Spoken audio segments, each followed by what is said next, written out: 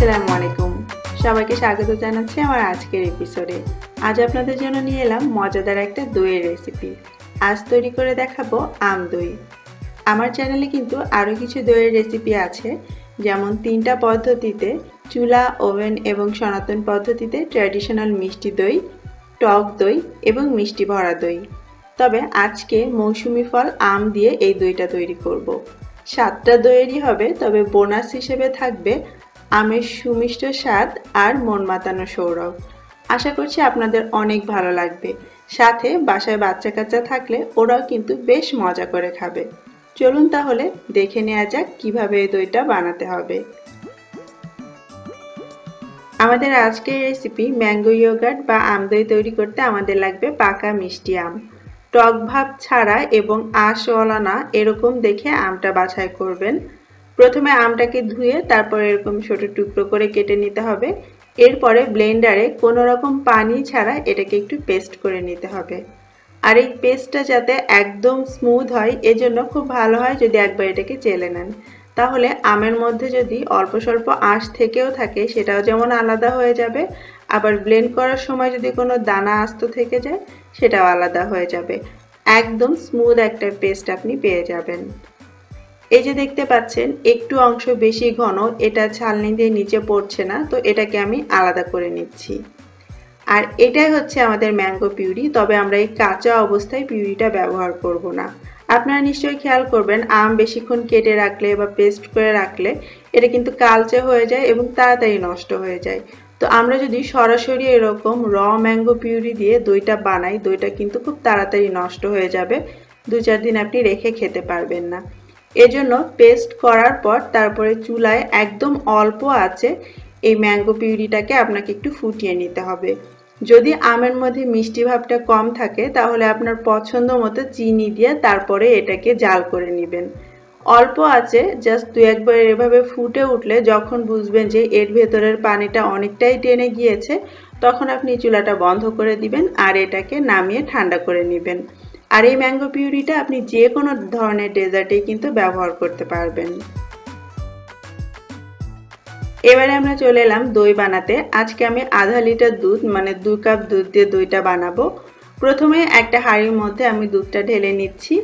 তারপরে আমি চুলার আঁচটা মিডিয়াম হাইতে করে দিয়ে এই দুধে একটা বরফ তুলে নিব। তার আগে আমি এর মধ্যে পরিমাণ মতো চিনি দিয়ে দিচ্ছি। আমি এখানে 2 টেবিল চামচ চিনি দিলাম। অবশ্যই আপনি আপনার টেস্ট মতো দিবেন।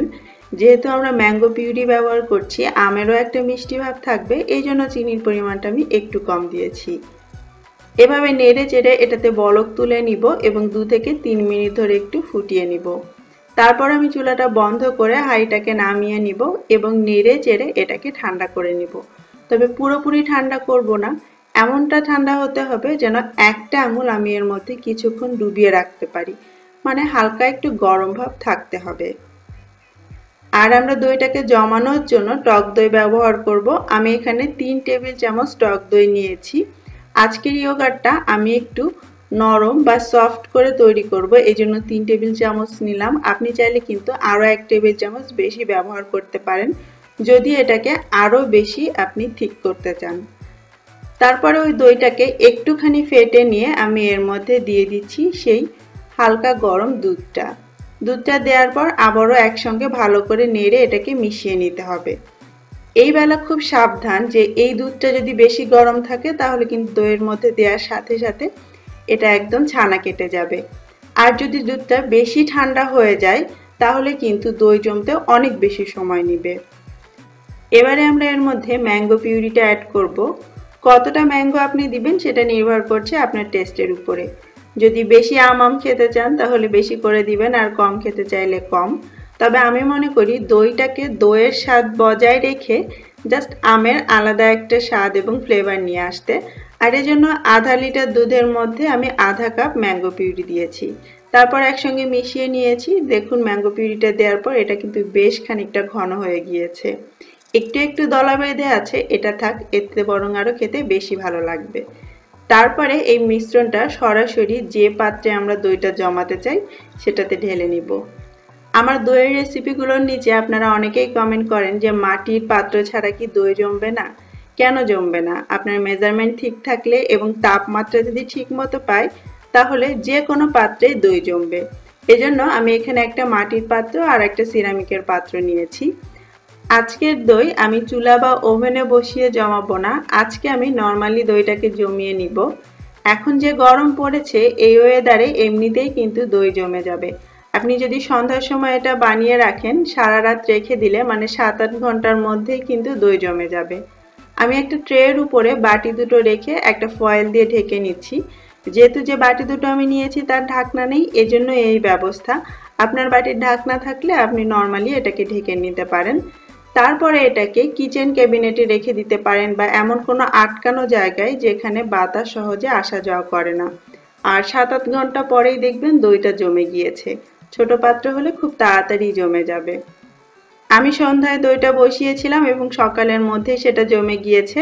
তারপরে এটাকে 1 ঘন্টা ফ্রিজে রেখে দিয়েছি, এতে করে দইটা যেমন ঠান্ডাও হয়েছে এবং আরও বেশি জমাট বেঁধেছে। একটু কাছ থেকে দেখাই, দেখুন মাটির হাঁড়িটাও যেমন সুন্দরভাবে জমেছে তেমনি সিরামিকের পাত্রটাও কিন্তু দারুণভাবে জমে গিয়েছে। যদি তাপমাত্রা একটু গরম থাকে তাহলে দই যে কোনো পাত্রেই এভাবে জমে যাবে। আপনাদের দেখানোর জন্য আমি একটা কাচের বাটিতেও আলাদা করে আরেকটু বানিয়ে নিয়ে জমিয়ে নিয়েছি। এটাও দেখুন কত দারুণভাবে জমে গিয়েছে। দই তো জমে গিয়েছে, এইবার খাওয়ার পালা। আপনাদেরকে একটু কেটে দেখাই আমাদের দইটা কেমন বসেছে।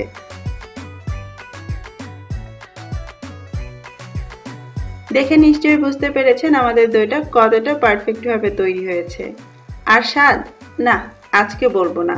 স্বাদটা কেমন সেটা আপনারা বানাবেন এবং আমাকে জানাবেন। আজকের মতো আমি বিদায় নিচ্ছি। আল্লাহ হাফেজ।